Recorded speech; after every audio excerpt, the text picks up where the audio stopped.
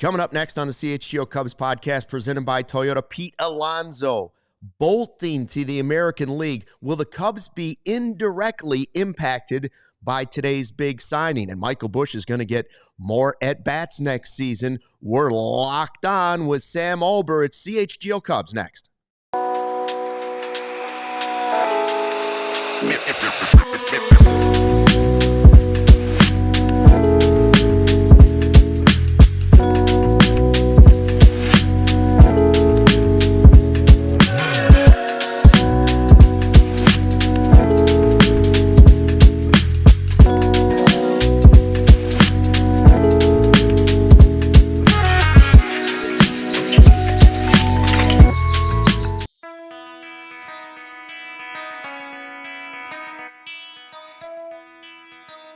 Hey, Chicago, what do you say? It's the CHGO Cubs podcast presented by our friends at Toyota.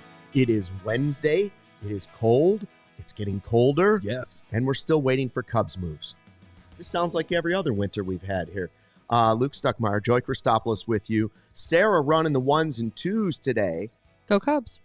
And right now in our green room, back in a little screen somewhere, Sam Olbur from Locked On Cubs is ready to join us in just a second. Before we get to him, though, I want to tell you about the Sick Drip, the new merch that we got, the new hats that have jumped into the store here. Dropped. We got a Bulls one, we got a Blackhawks one, we got the white one with the black brim, and then what was that, the Admiral one? Is that what we call that? The Admiral, maybe?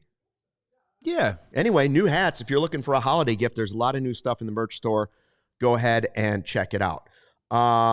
Let's just get right to Sam. Please. Before we get into this, we are going to talk about Alonso. We're going to do a special thing after we talk to Sam about picking 5, right? And say, okay, is the trade path better or the signing path better? We'll figure it out. But first, lucky to have Sam Olbur on from the Locked On Cubs podcast. We had him. He joined us for a watch along during the season, and we had a good time. And people say, well, why would you have competing podcasts on? And Sam, I say this. It's because we're one big Cubby family. And Sam, we share something in common with Locked On Cubs. Neither podcast nominated by Golden Globes this year. The best podcast this year. How are you taking the news? So we say to the Golden Globes, again, screw you. You're nothing. We don't want your Golden Globe. Keep it. It's not an Emmy. It's not an Academy Award. It's not even a People's Choice Award. It's a crap award. We don't want to be nominated. Well, I saw the Spotify top 10, and I just think we were 11-12. Hey, that's all right. You're Notre Dame? Yeah. Right. We were just 11-12. They didn't put us in the top 10, but they put us 11-12. But no, cool. It's good to be on, guys. I appreciate it. I really don't look at any of this stuff as much competing or anything like that. It's good. I listen to you guys all the time when I can. Especially it's nice too because during the off season we typically record in the evening.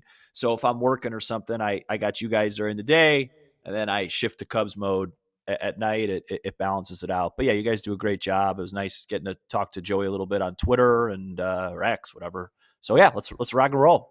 Yeah, you do it at night so you can just say, well, that didn't work for him. Well, no, it's a great point though, because I record during the day, and I'm a fan of you and Matt's show. Yeah. So I mean, it works out. Where the idea is, I think, like if we are going to have a Cubs ecosystem or a Cubs universe, at least we're providing content for people all throughout the hours of the day. And yeah, there's no reason why we can't be friends in this whole thing. So that's why it was great to have you on. I bet a lot of people that at events and stuff that where if you have Cubs stuff going on 12, 14 hours a day, they will listen every hour. Doesn't matter. As long as it's good content, you know? I hear it. All right, so let's get to it. Pete Alonso, not somebody that was ever on the Cubs radar, like, oh, the Cubs are going to add Pete Alonso. Maybe a couple of years ago that rumor was out there a little bit. But 5 years, $155 million to go to the Orioles.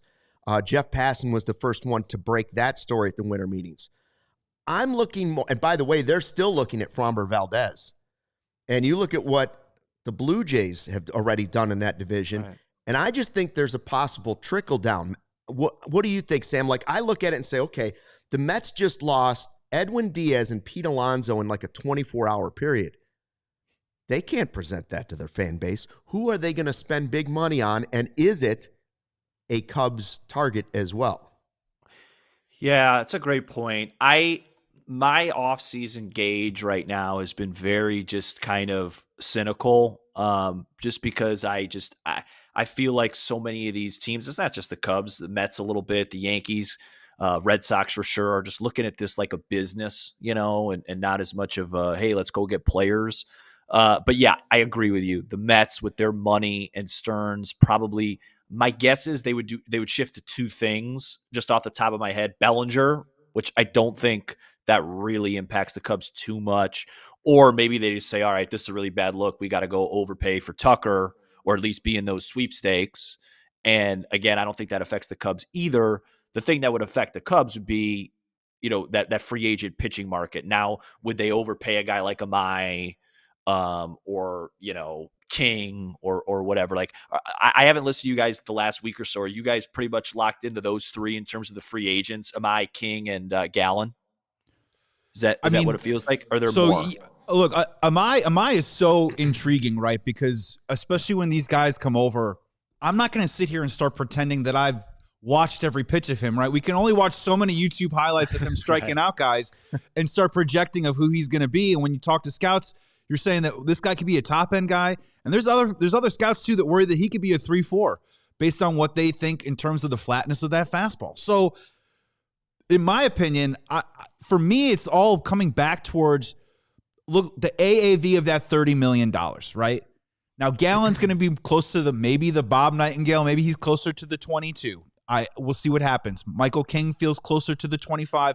And would you be willing to stretch up to that 30 marker with Amai? So I'll be honest with you, at 27 years old, just reading his comments, seeing the character and the personality and the competitiveness, Luke, I think I would probably lean Amai over Michael King, who has great stuff. We saw it. We saw it in the wild card round, but struggled with injury last year. And Zach Gallen, who frankly his metrics have been trending in the wrong direction. Yeah, I look at Amai as the guy where they would say, we can spend whatever. Like the Cubs and whoever else might be interested, we could outspend them. And they're not the only team potentially impacted by it. It's not that it's just Pete Alonso. It's that another chess piece has moved on the board. And each team has to adjust to what the chess piece is. So even though Schwarber wasn't really coming to the Cubs, it's a big bat that comes off. And it could have left the team. It didn't leave the team. So now you don't expect the Phillies to do as much as they would have if Schwarber left. The Red Sox are in a division where, Sam's talking about, they haven't done really anything. And you're looking at them and you're saying, listen, Toronto's going crazy right now, and they're still talking about Tucker. And you're looking at what the Orioles are doing, and they're still talking about Fromber. And the Yankees are still in that division. And what are the Red Sox? Can they afford to let Bregman go? Like, if Bregman is even a reality, I don't know. But if he is this, like, hey, let's wait and see if he falls to us, and maybe we can move some things around with Matt Shaw, fine. But how are the Red Sox going to let a bat like that leave their offense in a division that is just loading up to the point where they look like mini Dodgers, right? There's the Dodgers, and then there's these mini Dodgers over here. Not for the mini Ditka thing, but you know what I'm saying? Yeah. Like sooner or later, the big boys have to play, and the Red Sox and Yankees and Mets are going to have to start at least adding something. You can't go to your fan base and say, we give up to those teams. And that seems to be what's happening, Sam. Like, there's choices, right? And I don't think every team gets to get everything that they want. As a Cubs fan, I want Amai and Bregman. That doesn't seem to be in the cards, right? So for me, longtime listener, first-time question to you, are you more in the Bregman camp, or would you like to see that high-end starter like Amai? Because I just don't – in Cubs reality, I don't know that they can bag both of them, if that makes any sense. Yeah, and so yeah, I did an episode actually for today on Bregman.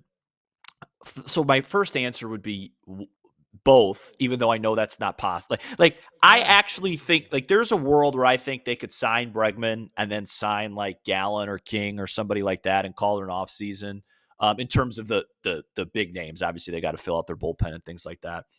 But yeah, the Bregman thing's interesting. I just to rewind on what Luke's saying, because I think Luke's making a great point that I actually haven't thought of, is that Alonso going to the Orioles and not going to one of the bigger teams, right? That's what you're saying. So now it's like we're waiting in line. It's like, okay, well, the Mets got to go first. Are the Red Sox going to go first? The Yankees still have to, do these things. So I hear you on that. It would have been nicer to go there. I think the good news is that well, I should say this is good news. This is the wrong way. The news is that we're not really in on Bellinger or Tucker. So like those are going to be two names that fall that don't impact the Cubs. I think it's the three pitchers that we named and now Bregman. I would say I'm indifferent with the Bregman thing. I know that sounds crazy. If we bring him on, great. I think Counsell made a good point yesterday about, hey guys, don't forget we were really healthy last year in the infield. So, you need an extra guy. Maybe you do move Shaw around, or, maybe you get a guy like Bregman and things click. You're on pace for 97 games, and then you could really go for it at the deadline. I don't know. But I also wouldn't be heartbroken if they didn't get him, because I think Matt Shaw's, goal, I think the goal for Matt Shaw is to kind of be like an Alex Bregman. So I know it doesn't answer your question. I'm indifferent. I would like some activity. I would like some insurance, and not to have to rely as much on young guys and have them have a little bit more of a less pressure situation. But it does feel like that. I think the Red Sox, like Luke was saying, I think the Red Sox are the key. What do they do? What domino drops for them? Do they trade for Ketel Marte? I read that yesterday. If they do that, now that opens up Bregman. But I would love to know from Cub fans and from you guys, is like, does that get you excited? Last year it did when we already had Tucker. But it's like, okay, now we actually might have the opportunity to get Alex Bregman. All right, cool. Like, it's all right. Yeah, I don't think Bregman is – I don't consider him a superstar. Tucker, when they got him last year, is closer to that superstar level. Absolutely. But I keep making the point on this podcast that the Cubs were only an elite team last year in the first half when Tucker was playing like he was and PCA was playing like he was and Seiya was playing like he was. And you have to replace somehow, some way, not the Tucker defense, because I wasn't really all that impressed with his defense. I thought I was going to be, but I wasn't. No. But his offense – in the first half of the season, if you want to be elite, if you really want to beat the Brewers, if you really want to say you're competing with the Dodgers, you somehow, some way, have to replace first half Kyle Tucker and add him to your offense. And so how do you do that? Does Bregman and Owen Casey having a great rookie season, does that do it? Does Bregman and Shaw taking another step as a utility guy? I don't know, but you can't just say we're going all pitching, because the 100%. offense wasn't very good at the end of the year when Tucker wasn't there. So I don't feel great about just saying Casey, Ballesteros, Shaw, a full season of PCA, and Amaya and Carson Kelly, and what? Like that's full of question marks in there. Full of them. And so they got to replace it somehow. You just hit everything that I've talked about. I fully agree. And it's like, I call it two timelines, right? It's this two timeline thing where you're trying to win now, but you're also trying to develop some of these young guys. And it worked great in 2016 when you had these fluky, not fluky by their talent, but you just don't have year two MVPs like you had in 16, and this perfect mix. And it's really hard. It's hard to win now and develop a lot of young guys at the same time. Cubs are trying it. And to answer what you're asking, but I think it's rhetorical, but I'll try, is I think they're going to try and replace Tucker like as a committee. But I want to ask you guys a question. It's a little bit off topic, but I was thinking about this yesterday. I didn't talk about this on my show. I want to ask you guys this, because you guys might know, especially Luke. Do you guys feel like there is Counsell talked yesterday? I don't want to say bad blood. That's too strong. But a real distance by the end of the year between Tucker and his camp and the Cubs. Because doesn't it just feel a little odd that the Cubs were not even mentioned with Kyle Tucker? And then yesterday, I think it was Bruce Levine that asked Counsell, like, was it difficult to manage a guy like Tucker? Did you guys catch that question? Yeah. Was it difficult to manage like a guy with that personality? And I'm just thinking the way it ended with the injuries and the playing, like, do you feel like it was kind of like known for a while? Like this, hey, we appreciate it. You're a great player. Hey, great organization. This just isn't a fit for us. Forget the numbers. Or am I reading too much into it? It just feels weird to me. I will just say gut feeling on this. Bruce does not ask a question. Not never. Bruce doesn't usually ask a question without knowing what answer he's sort of digging towards. 100%. Okay. So when he says that, you start to say, well, what is he really getting at? You have to look at the backside of the question of it. I felt like there was a separation during the season when it was, why aren't they putting this guy on the injured list? And it was the whole broken finger thing. Why didn't they say that his finger was broken in the first place? Why didn't they just say it in the first place? Because then it's the player saying, I don't want to go on the injured list. And then that's a bad look. And then it's a fight back and forth. I thought the Cubs would at least make an offer to Tucker. It doesn't even sound like, doesn't even talk like, he's not even in a conversation. Right? It's fascinating. I like when Counsell already talks that Tucker's in the past tense. I just thought, I knew they weren't going to get him back. I just thought there'd be like a half-hearted, hey, Cubs offered 5 for 170, and we like Kyle Tucker. There's nothing. Yeah. High AAV, little opt-out. We tried. Stay here. Exactly. You like it here. Something along those lines, and it never happened. We got to take a quick break here, Sam. On the other side, I want to weigh on this too as well, because I think it's a fascinating thing that will make a fun bar conversation for years to come of like, what happened here? But first, let's take a break here on the CHGO Cubs podcast presented by Toyota. Toyotathon is on, and Joey, you got to get them while the getting's good. Score value on the versatile RAV4. We've been thinking about getting a new family vehicle. RAV4 would be a good choice, America's #1 selling vehicle. Or could lug the kids around in the Tacoma, their rugged weekend warrior. Throw a real Christmas tree in the back of that bad boy. Ooh. Or hit the road with Camrys available all-wheel drive. Who doesn't need that right now? Griswold. Everybody in Chicago. Red hot savings are ready for you at Toyotathon. Visit your Toyota dealer today. Toyota, let's go places. And what a time it is in the history of our lives. Today. In the history of humanity. This moment. In the history of the world and our solar system. Right here. This is the moment to become a CHGO diehard. Get your diehard card. Instant credibility around the world. Get access to our exclusive written content, free t-shirt, plenty of discounts on merch and events, and of course, access to our exclusive CHGO Discord Lounge where we all hang out in our underwear and talk Chicago sports. We can't wait to connect with you on an even greater level. And Luke, it's a visit from Old Boot Hands right here. Welcome, everybody. It's Brunt. That's right. Brunt is the best-selling Marin work boot that you could possibly have, and it's built for the toughest job sites. But not only that, it's also waterproof, and whether it's maybe rain or who knows, tons of snow here in Chicago, Brunt has got you covered. It isn't just about work boots. They offer a full range of high-performance gear built for those tough jobs, like heavy-duty work pants to weather-resistant jackets. Brunt designs, they are durable, reliable workwear to keep you protected and productive in any condition. Choosing boots used to mean you have to suffer and sacrifice quality for durability. Not anymore. No more sore feet. Incredibly comfy. And oh yeah, that's right. Did I say it? They're waterproof against that snow. So here's what you got to do. With temps dropping like the Dickens and the holidays are coming up, it's time to treat yourself to hardworking gear with real life and real comfort. Skip the throwaway gifts and get something called Brunt Workwear. Right now, you can get $10 off your entire order when you use the code CHGO. Check out Brunt today and tell them CHGO sent you. Let's be blunt. We like Brunt. Love Brunt. Brunt.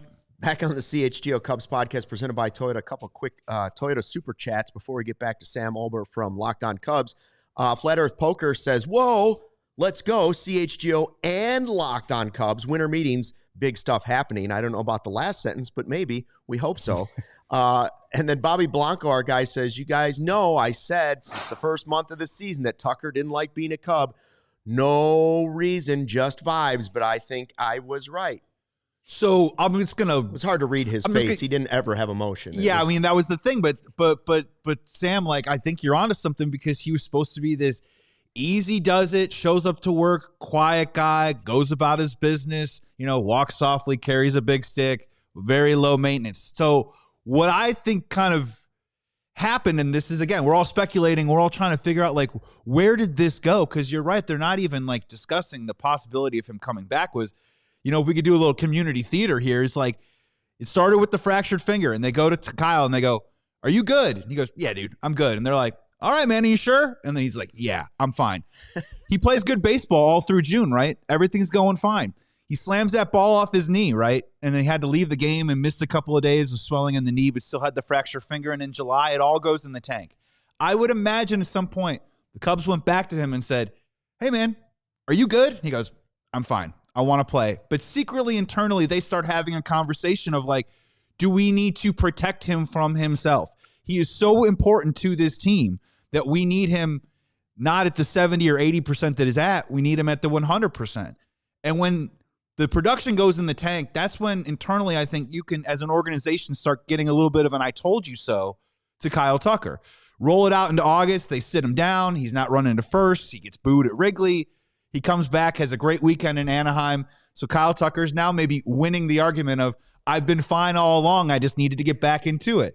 Hurts his calf, right? Has the calf strain. Hey, man, are you good? We should probably put you on the IL. No, man, I want to do drills in the outfield for a couple of days.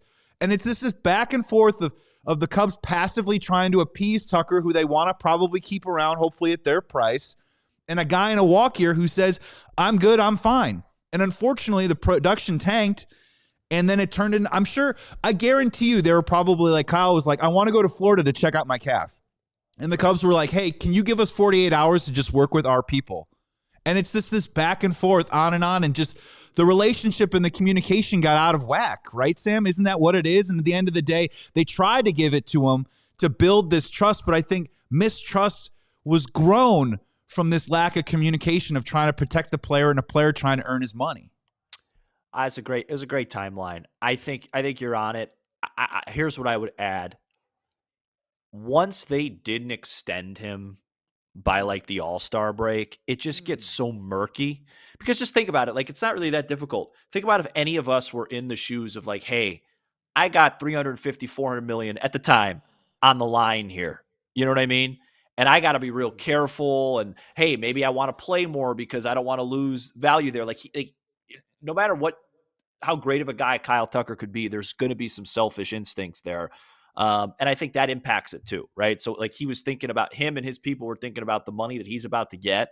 And I think the Cubs, after probably the All-Star break, were just like, well, we're going to do our best here to try and win a championship. And I think those two things are really far apart, and it's hard to meet in the middle. But yeah, I think it all went wrong when he injured his finger. He made some sort of mechanical adjustment that worked in June, got him in a bad habit in July, and then everything went down from there.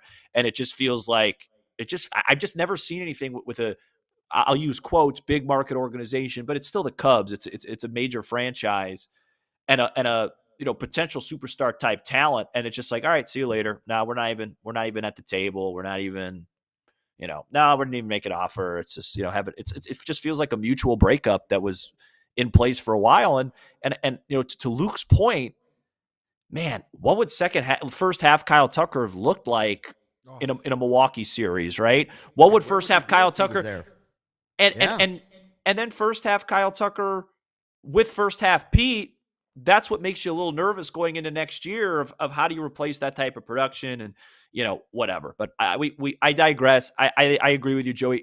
I think it's worth mentioning because I think the fans should know, or the listeners should know, it's not normal to have a player like this and just be like, all right, we didn't even give it a shot. That's just not normal how it works typically in sports. It's one of those ones where we'll probably hear a story about it in 3, 4, 5 years, right? It'll trickle out and they'll be like, you want to know what really happened there?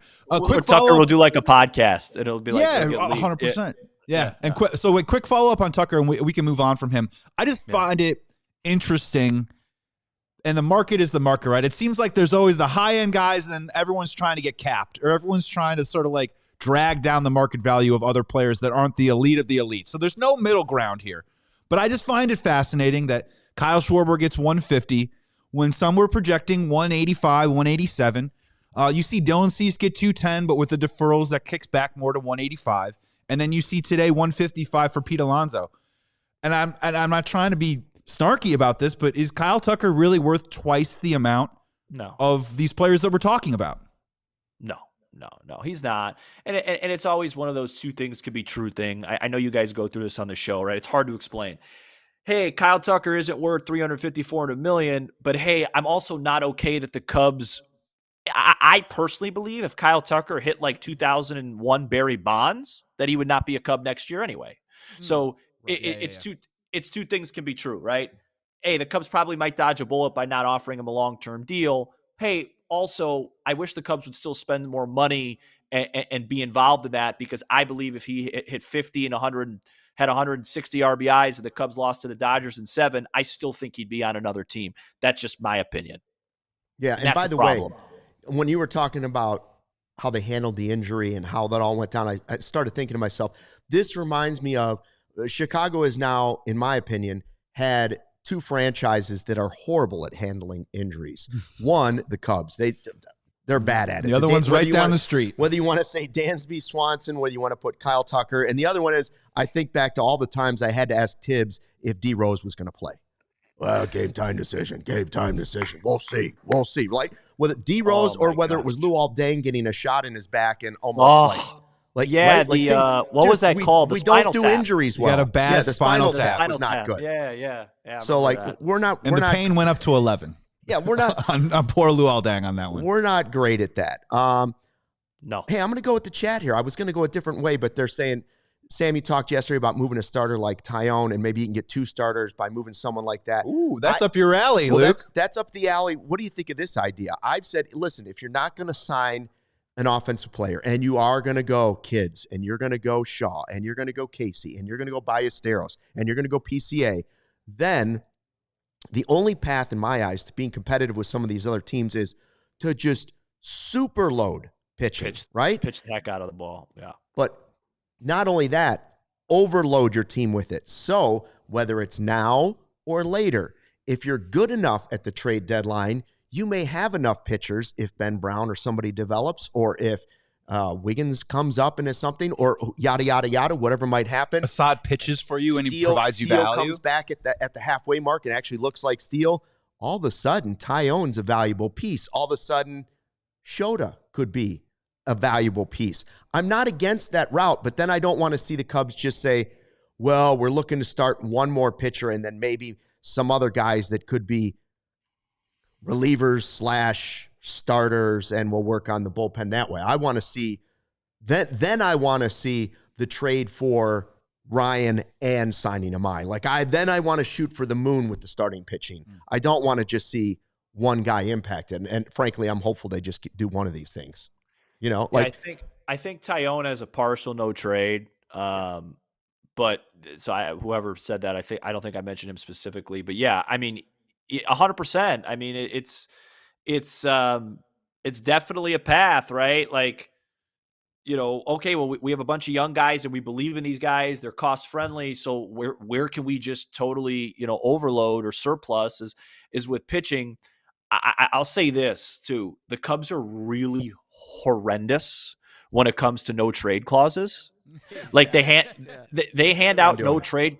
Because let's be honest, I like Ian Happ, I like Seiya, but it would be a lot easier. You could be a little bit more flexible just if you had the option, especially on the Happ side, because as solid as he is, as much of a good guy as he is, he's very redundant in the lineup, just in terms of his skill set, and he can't go anywhere, right? And I don't believe you should be giving no trade clauses to anybody on your team unless they are, there's probably 5 guys in the league I'd give a no trade clause to, Judge, Ohtani, Soto, Witt, you name it, right? We don't have any of those guys. Willie Castro. Well, we had Esteban Quiros for a little while. We had Quiros. Yeah. And then I agree with you, Luke. I agree. And I think that's the other thing about a lot of it, and I know fans don't want to hear this because it didn't work out last year, but typically I think they want to be really good at the deadline and then be like, hey, we have proof of concept. We have a really good team. Now let's go for it. But last year, the market, it was such a seller's market. They couldn't do anything. And that hurt. That really hurt. Don't make that mistake twice. Yeah, right. Yeah. Locked On Cubs, Sam Olbur here joining CHGO Cubs right now. We're going to get you out of here on this, Sam. Thank you so much for joining, dude. Okay. Wait a minute, Sammy baby. Sorry, I forgot to mention that. I can go to 45. Oh, beautiful, beautiful. Well, why don't we, if it's cool, we're going to take a break then, and then Luke's going to leave. We're going to just trade this all out here. That's so exciting. Sam's going to stick around for another segment with us, but let's first take a break here on the CHGO Cubs podcast presented by Toyota. Let's talk about your next weekend escape, or maybe you're just your next big night out, because Potawatomi Casino Hotel Milwaukee has everything you need in one single spot. We're talking about thousands of the latest slots and table games ready to refuel. They got tons of amazing restaurants and bars to choose from. Whether you're feeling fancy or just want a quick bite, they've got you covered. You don't even have to leave the property. Stay in style at their luxury Foofy Hotel, just steps away from what many call the Midwest's best sportsbook. Heading to a ball game next summer? Start off at the Potawatomi like we did last year, and I made money on that trip. It's all right there. Super convenient. Milwaukee's got a fun summer lineup coming, concerts, festivals, you name it. Potawatomi is the perfect place to call your home base for all of it. Potawatomi Casino Hotel Milwaukee. Trust me, they're going to take care of you. They were taking care of me. Your win is waiting. Go check it out. Again, I went there. I left full. I left with a smile, and I left with cash. That money. You never stop talking about, my friend, because you were the big winner that big Cubs trip. This guy. And you know what, sports fans? It's winter outside, but I get fired up when I talk about Omaha Steaks. Handcrafted steaks. Absolutely delicious. They got all of my favorites, and they deliver the world's best steak experience. Juicy burgers, cozy and convenient comfort meals, plus tailgating favorites like chicken wings, smash burgers, and big deli-style steaks. Let me just tell you. Get out of here, copy. I personally get Omaha Steaks delivered to my home, and let me tell you right now, from the apple tartlets to the Yukon potatoes, the juicy burgers, the hot dogs, it's absolutely incredible. Every time we bite into it, my wife goes, "Am I a Omaha Steaks fan now?" And I go, "Honey, I think you might be." Omaha Steaks has been America's original butcher since 1917, a family-owned company with over 100 years of expertise and industry experience. So head on over to Omaha Steaks right now. You'll get 50% off statewide during their Red Hot sales event, and you'll get $35 off if you use the code CUBS, CUBS, and tell them CHGO sent you. Omaha Steaks. Love them. Back in the CHGO Cubs podcast presented by Toyota, Sam Olbur from the Locked On Cubs podcast. Nice enough to join us today. We're just going through some of the stuff we've heard at the winter meetings. We've talked about some of the signings, how maybe indirectly a Pete Alonso signing impacts the trickle down or the chessboard for what the Cubs might be able to do. And one of the things Counsell mentioned yesterday, I think maybe the most interesting thing, other than his questions about Shaw, where he just indirectly starts talking about, well, he's versatile, he could do this. He didn't say we're 100% playing Shaw at third base, just so we're all clear about that. And then asked about Michael Busch, he said, all right, he's earned the right to be a full-time guy at first base. Amen. Can we see the guy? Hallelujah. Can we see the guy against righties and lefties? And the reason, first of all, I would have liked to have seen it at some point last year, but we need to know if you are indeed going with all these young guys and you're not adding real pop to the lineup, you need to know, that's why I wish they would have done this last year. We need to know if he's a real star or if he's just a really good platoon guy. Like, I feel great about Michael Busch defensively over at first base, but I don't know how I feel about him against righties and lefties. I don't know. And that's a way less valuable player than a superstar who might hit the same amount of home runs and be just as good on both sides. So how did you feel when you heard that, Sam? Were you also banging that drum for a long time? Like, come on, can we just give this guy the opportunity at this point? Yeah, I loved hearing it. It was great. I also, the Shaw stuff is so funny because I don't know if you guys saw, like, early this morning, Buster Only just randomly tweeted. Did you see that about Matt Shaw? Just like, hey, Matt Shaw's defense is really good. It's like, what? Where did that come from? Just really weird stuff coming out. But so what? Yeah, I think the Busch stuff is overdue. It's like we talked about earlier. I think it's tough. You don't feel like he could hit lefties great, and you're trying to win now, and then you give a guy like Turner whatever $1 million he got, so that's his job to play there. Well, the easy thing is just don't have a guy like that. You know, you force Busch to do it for 1 or 2 months. And it's not that difficult. If it's a disaster, he can't hit lefties, you can go get somebody, real quick and fix it. So it's worth seeing because Luke said it. I mean, no disrespect to Michael Busch, I would consider him a very good player right now. But to get to that next level, he doesn't have to increase his numbers at all. He just has to repeat his numbers against left-handed pitching. And then all of a sudden you're a brand new guy. You play 155, 160 games a year. You hit lefties. No one's saying he's got to hit lefties at the same clip. but a competitive clip, which he did a little bit in the playoffs, by the way. He had a couple left on left hits. In the Cardinals series, I think he hit a bomb off a lefty too, and I was like, interesting. Yeah. I think it's significant, and it's weird. They're inconsistent with it because I remember whatever year it was in 23 or 4, they rolled out the red carpet for Morel and just said, here, make every error in the world at third base. We want to see where this goes. So it's like, why can't Michael Busch have a couple 0 for 3s, against lefties? I'm excited. I'm excited for that. Busch is a guy that I've undervalued on our show. I haven't given him the props he's deserved. I always felt like there was just a downturn coming. And at the end of the year, you look up, the numbers are fantastic. He's turned into a really good defensive player. And I think this year for him, is a really good opportunity if they don't get a big bat to go say, hey, follow me, guys. Yeah, it was music to my ears because it was something that we talked about. I think maybe upon reflection, Craig Counsell saying to himself, when they walked into that Brewers series, the Brewers were fairly open about they felt like Michael Busch is the most dangerous hitter in their lineup, but they knew how to take him out of the lineup because of his lack of exposure to facing left-handed pitching. And the part that I just am enjoying, and sometimes when you pull back and you start looking at the ride of it all, his first year with the Cubs, streaky guy, right? Like where they had to kind of back off of him maybe for 3 or 4 games at a time. Don't put too much on his plate. Maybe do small resets, mini micro resets throughout the season. And then last year, he takes a step forward, but again, only 87 plate appearances against left-handed pitching and hit only 207. My thing is, and I think a lot of people in the chat are like, well, he can't hit left-handed pitching. I'm with all of us here. Is like, I want to see it, man. I want to see him work through it, right? I don't think it's going to be perfect. And as you said, the word competitive is such a great way to phrase it, where I don't think he's going to hit 290, 270. He might not even hit 250-ish against left-handed pitching. But that competitive nature, give him some run, give him some experience so that he can become the guy that plays 145, 150 games. And then honestly, from an internal perspective, that's probably the last box that you check when you say we want to extend Michael Busch for X amount of dollars and do an in-house $100 million player who's already in a Cubs uniform. So I think it was just really great to hear. And again, when we talk about development, we talk a lot about PCA. We talk a lot about Matt Shaw, currently own Casey and Moises Ballesteros. Michael Busch is still a developing player too as well. And I'm with you. I just think his ceiling is incredibly high next year. And the news that they're going to give him more run, granted against tougher competition, which is left-handed pitching, I think he's up for it. I think he's up for it. I think he's up for the challenge. And the last thing I'd add on Busch is like Wrigley right center field last year. You just couldn't hit the ball out if you were taking your at bat from second base.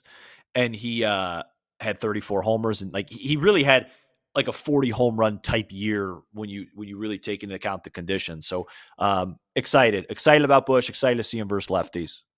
What do you guys think? I was thinking 2 things. One, do you feel good about, we're sort of questioning whether or not Counsell played it right last year and not giving him more run as an everyday player.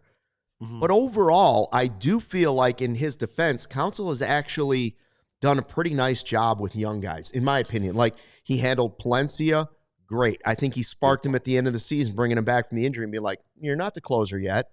And I think he did a nice job with Shaw. They just said, listen, you're not ready, come back. That seemed to work. And while I wanted to see more at-bats from Busch on both sides, I can't argue with the results, right? Like, what he was doing was helping the Cubs win, and the player was continuing to get better and better as a player. Now, is this the next step in the way he believes the evolution of Michael Busch should go? Maybe. I gotta trust the guy. He knows way more about baseball than I do. So even though I was against it, I did understand that this is the path he saw for making Michael Busch the best all-around player. So now my question off of a tangent is, of the guys that are young right now, Gary says it's not just all young players. No, I'm just saying that right now they're counting on a lot of young guys either redoing what they did last year or maybe even taking another step. And so if it's Shaw, if it's Casey, if it's PCA, if it's Busch, which of those guys do you think will end up being the best major league player? Like, if we have a shot that one of them is going to actually turn into a superstar close to a Kyle Tucker type level, who's the guy that's going to be that? Do the Cubs have that player, and who will it be? Yeah, that was a lot of good stuff. Let me just rewind. No, hey, listen, that's what I do. I do that 30 minutes a day. Let me rewind on that. I just want to say this. I don't think once Jed decides he wants Justin Turner, Counsell has to platoon him at that point, right? Like that's why Justin Turner's on the team. So I don't like what do they give Turner, like 6, 7, 8 million, whatever it was. You can't. They didn't give that him for him to just be a pinch hitter late. It was hey, you're going to get some at bats at first. So I don't think that's as much Counsell. I think Counsell's done a tremendous job with Pete. I really do. He's not an easy guy to manage. It's very biasy, where it's like you got to let. I have this saying with a lot of athletes. I use LeBron James is the best analogy. I know we're on a Chicago show, but it's the best analogy. There's a lot of great players, and I think Pete's the answer to your question, to answer which one's going to be a superstar, although I think Ballesteros is going to be a really good hitter. The thing that makes you great is also sometimes the thing that limits you. And the LeBron James analogy is, hey, he's this great passer, right? He gets everybody involved. And then how many times have you seen him late in the game make that pass? And everyone goes, well, Jordan would have hit it, right? Jordan would have hit that shot. And it's like, well, that's what makes LeBron, right? He's a passer. Pete, what makes Pete so special off the field is that he's a really emotional guy. He's into it. He holds himself accountable. But sometimes it's like, he whips the helmets. It gets a little bit fatiguing. That's a hard thing to manage. And I think Counsell's managed him really well and let him be himself. And I think we've watched him over the last 2+ years just grow. And I think Counsell's really good at that. And I think the key is, to answer your question, I think it's Pete, because Pete has the ability to just put it all together. I think Ballesteros could be a really good hitter. I think Busch has the ability to be really, really good for a long time. But the ceiling that Pete has, if he could just figure out how to, attack the pitches that he wants to attack and just be selective enough to where he keeps pitchers honest with the defense that he could play in center field. The first half of the season, as great as Kyle Tucker was, it was PCA's team. Yeah, I completely agree. I mean, we would talk about last year, like how they were giving Kyle Tucker a hard time about not going after a fly ball in right field. I forget what the game was. And I contended that I think he heard the footsteps of the galloping horse of Pete Carl Armstrong, right? Like he's so fast, he covers so much ground that the guys around him maybe are thinking twice of like, maybe Pete's only 3 steps behind me. Also, conversely, at the plate, I think there was that stretch when he was white hot. He was hitting balls out of the ballpark at his eyeballs and at his shoes. The Peralta homer was crazy. Right, and it almost turned into his detriment because he was like, that's what I'm saying. I can do anything. Yeah. But then baseball is this humbling way of kind of recorrecting and course correcting on that. So I'm with you. I wanted to ask you also, we were talking about Counsell here too. A couple other tidbits that Counsell kind of dropped yesterday. So I kind of want to ask you a buy or sell of what are you probably buying into more out of these two options? One, not the production or the expectation, because I know he's a friend of the show of Locked On Cubs, but Craig said don't count on Justin Steele for opening day, but targeting the first half of the season. Are you buying that for a timeline of his return, or are you buying what Craig said about he was getting Shota's back and saying how optimistic he was that they identified some of the issues mechanically that happened to him in the second half of the season, and that he was really excited to see what Shota brings to the table next year? Are you buying a bounce back from Shota Imanaga, or are you buying actually seeing Justin Steele in the first half of the year, which would put him slightly over that 12 to 18-month TJ turnaround time? Can I buy both? It would be nice. Sure, nobody else is doing it around here. Somebody else buy, the Cubs hey, Tom, I'm opening up my wallet. I had pizza last night. With the Shota thing is that like he went from singing in the shower and all of us loving him as a fan favorite to we see people in the chat saying get him off of my team because he lost it mechanically in a series and we couldn't use him. You know what I mean? So with a leg injury. Yeah, Craig going to bat for Shota, just in my opinion, feels like a little bit more something than I just want Justin Steele to be healthy. Like whenever he comes back, I want him to be Justin Steele. But Craig going to bat for Shota, I just felt like there was a little something there where internally I think they believe that we're going to get closer to the first 1.5 years of Shota than the second half of last year's Shota. Yeah. I 100% agree on Shota. I think it got overblown, and understandably so. It's the biggest game the Cubs have played since 2017. Game 5 in Milwaukee. It's his turn to go, and you don't trust him to go. That stinks. But I think he's going to rebound from that. I think he's a competitive guy. I think he's a prideful guy. I don't think I agree. I know people are probably like, why are these guys agreeing so much? I agree. I disagree with what you're saying. I think he's going to bounce back. I think he's going to be very productive, and I think we'll look back and go, all right, $22 million, he was fine. As far as Steele's concerned, and yeah, I mean, he's come on the show a bunch of times. No inside info here. This is just what I'm saying. He'll be back in the first half. I really believe that. He did say on our show when he comes back, he's gonna have a pitch count. You know what I mean? Sure. So my guess is you'll see him. I think you'll see him earlier. Like I think you'll see him in May, June, whatever, and probably going into the break, it'll just be like some short, I don't know, 50, 60 pitches, whatever. And then my guess is by the second half, if everything goes well, the Cubs are playing well, then you're going to see like the full version of him. That's my guess. But I definitely think you'll see him in the first half. He's been posting videos of him throwing and all that stuff. So, and I think that's why the pitching stuff's fascinating, because if all goes well, let's say just in a hypothetical world, let's say we sign Michael King, okay? Let's say that's the pitching move. If all goes well, and it won't, somebody's going to get hurt. This is how it works. But if everybody's healthy, you have 6 guys, let's say in August, that you really like, and going into that, you could be really wise about skipping Horton because he's never thrown 180-plus innings. Boyd, through the most innings he's thrown, you can be careful with him. All these guys, I like our rotation, but they are a little bit fragile. And so by adding that, even if you go 6-man rotation, you can let Steele take his time. There's no rush. Hey, you're coming back late May, but we're not going to ask you to throw 90-plus pitches until August, right? You could be cautious with these guys. And then in a perfect world, everybody's strong and feeling great going into hopefully a postseason run. And Shota, look at his numbers when he gets an extra day's rest versus just normal rest. So I think that's going to be the situation. And I buy both. I think Steele's going to come back. I think it might, in the beginning, it might be a little tough. I think by the end of the year, he'll look like Steele and he'll be back in the first half. And I think Shota's going to be good. I do. I really do.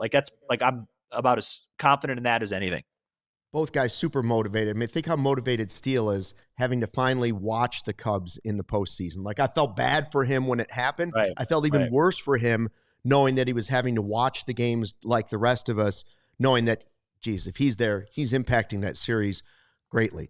Hey, especially against Milwaukee. He owns the Brewers, right? I think he's like a 2-2 against them or something like that. Sam Olbur from the Locked On Cubs podcast. What are we, 11-12? You said we're 11-12 in the rankings? Yeah. You could pick which one. So see, but no Golden Globes, and we hang that around our neck with pride. Best that we bubble still shows have not been nominated by the crappy Golden Globes. They can go globe themselves. That's right. You know what I'm saying? Sam, we'll let you go. Thanks, man, for joining us, and hope to do it again soon. All right, appreciate you guys. Have a good holiday. Hey, this was awesome, man. Thanks so much. No problem. We've got more coming up on the CHGO Cubs podcast presented by Toyota. Hey, the Game Time app gives the advantage back to the fans. It's the hack for unlocking amazing tickets and experiences in just a few little taps.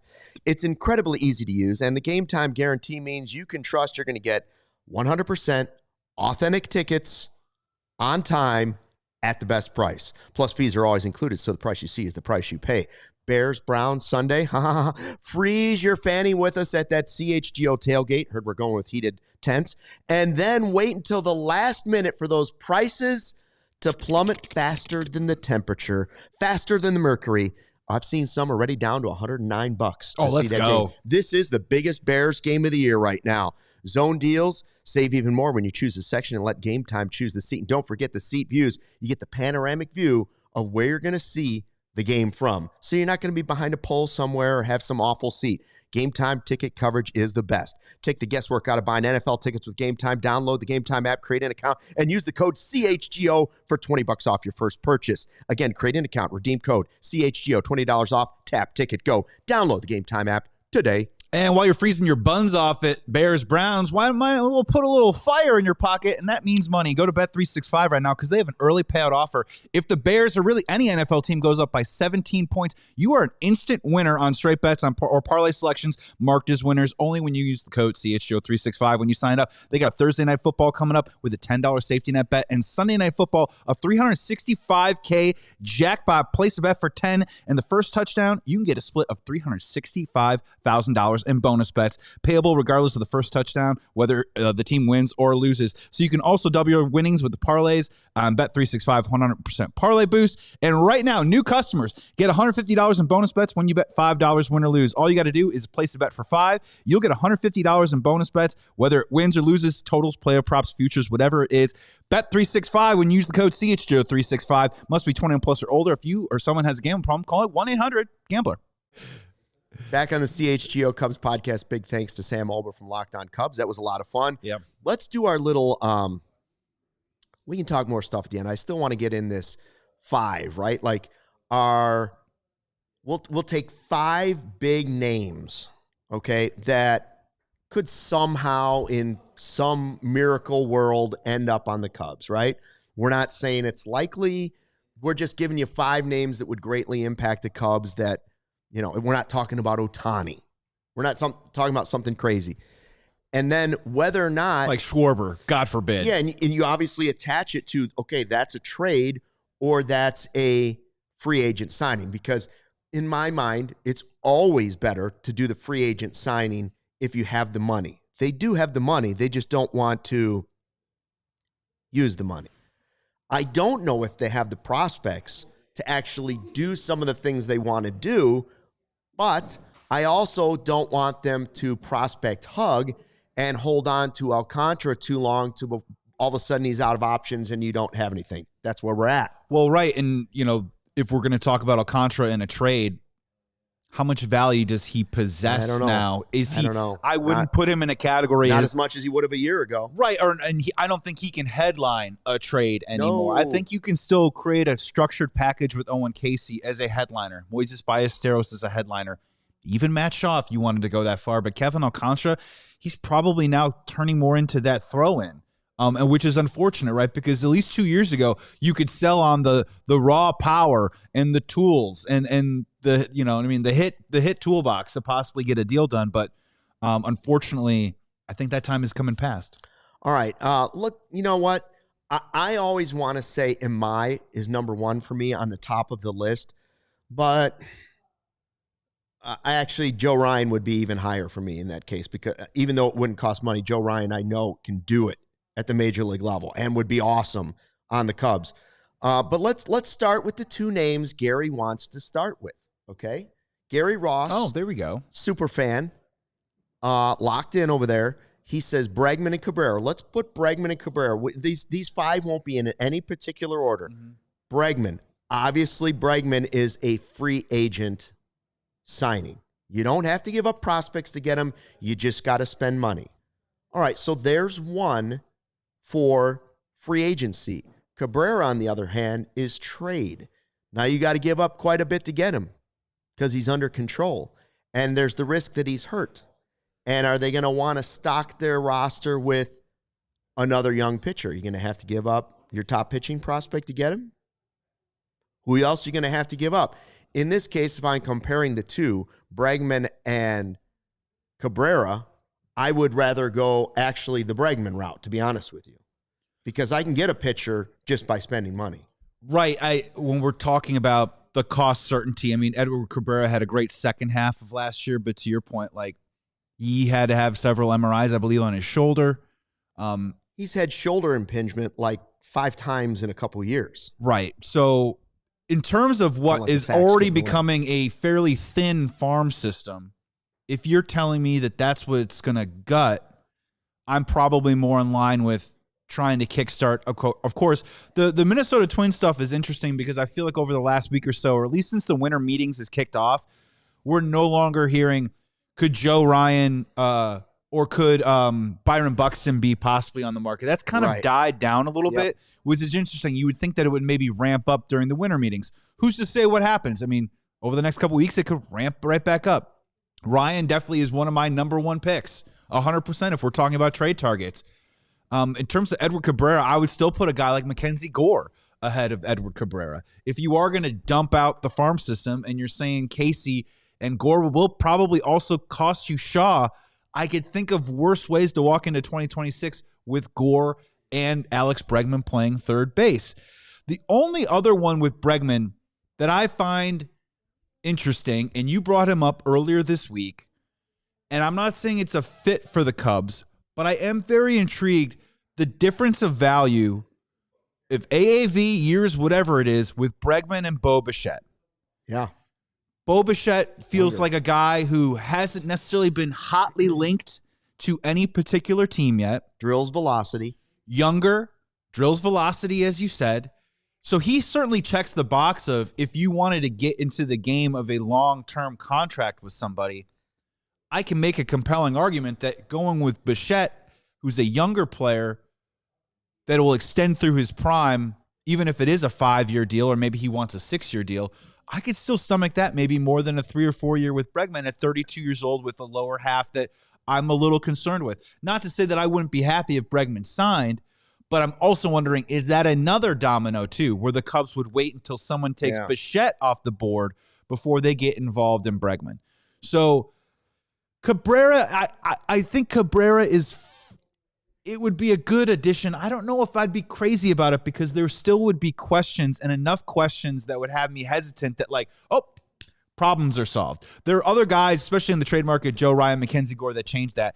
I think Chris Bubich for a year actually probably brings less questions on our 1 or 2 year deal than bringing in a guy like Edward Cabrera right now from the trade side of things. I'd be good with Bubich. The Bichette thing is interesting, but I don't think the Cubs will even go down that path anywhere because of the defense isn't as good as it is with Bregman.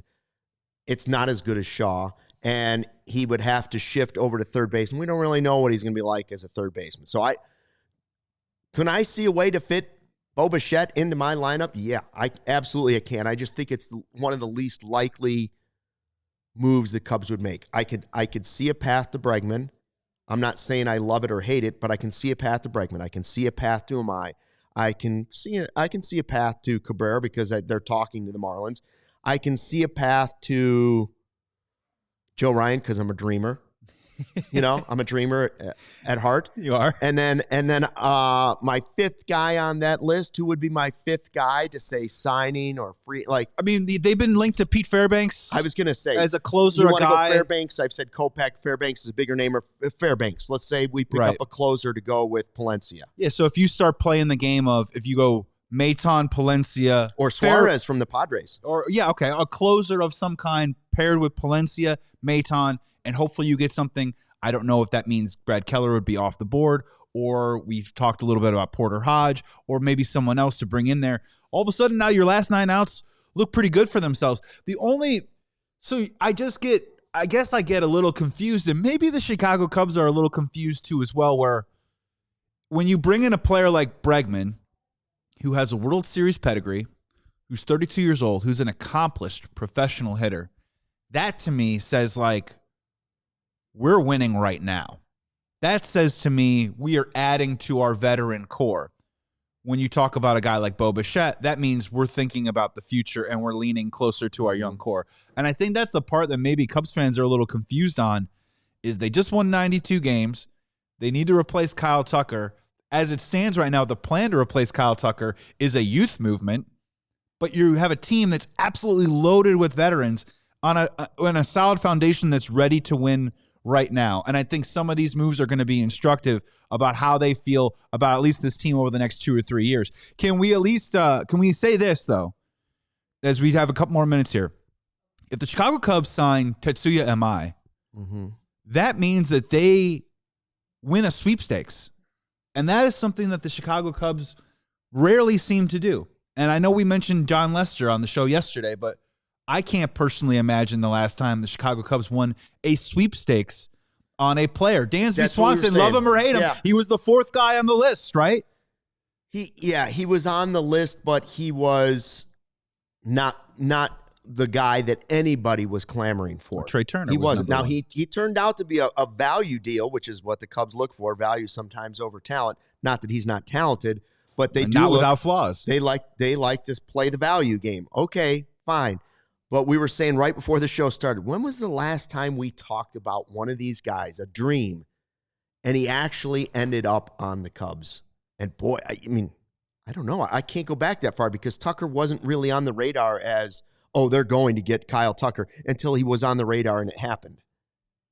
So I don't know. And that part's frustrating because it's just, I guess Dansby's that guy, but he wasn't the first choice of the fan base. He just was not. Well, remember, two Cubs fans were... Everybody was like, Cubs Correa, let's get two of them. Let's get Correa and Bogarts. Yeah, Correa and Bogarts was the one. So, like, yeah, you don't really see where the Chicago Cubs are coming on all this stuff. We had also mentioned, I think the last one was when Cody Bellinger came back in 2024. I think that was the last time that Cubs fans had talked about it long enough where we started to say to ourselves that this is going to happen, and then it happened. But that's it. I keep looking at my phone saying, come on, somebody do something. Are we going to do this again? Another winter meetings where we just sit here doing the old twiddling our thumbs deal. How many times do we have to do that? Oh, wait, that was a bad whistle. My whistler went. We're waiting. We're waiting. Hello, it's okay. You Cubs. Had a good with the Omaha Steaks today. That was better whistle. Nothing really happened. What's your gut feeling before we go then? My gut. The Cubs' first big move of the offseason, that's not Maton, will be a trade or will be with cash. Oh, okay. I'm going to go. Oh, wow. I'm going to go trade. Finally do it. No, I'm going to go trade. I'm going to go a trade of some kind, and I want to throw a hot take out there that we may or may not be doing. This is our last show of the week, or is it? That's the hot take of the week. That's the hottest take? Keep out for an emergency pod, maybe, I don't know about tomorrow, but maybe Friday. Could happen. That's where I would land on that. Could happen. I think a trade might be right around the corner. I don't see them signing someone because I think that they're trying to shave the edges on the market value of what they want to spend. Man, we're going to be, whenever it happens, we'll be here. And thanks to everybody that joined us here on the CHGO Cubs podcast presented by Toyota. Thanks to our guest, Sam Olbur from Locked On Cubs. Check out his podcast as well. We are a Cubs community. Thanks to everybody in the live YouTube chat. You're part of that community. Well, all the diehards and sickos that we love to say hello to every day. Thanks for watching. Corey and Brendan with the show for Cubs Related coming up for sure tomorrow. Mm-hmm. We just don't know if that will be the only podcast or will there be a breaking news one. Stand by to find out. Thanks for checking out the podcast. Until next time, fly the W. We all silly like the mayor.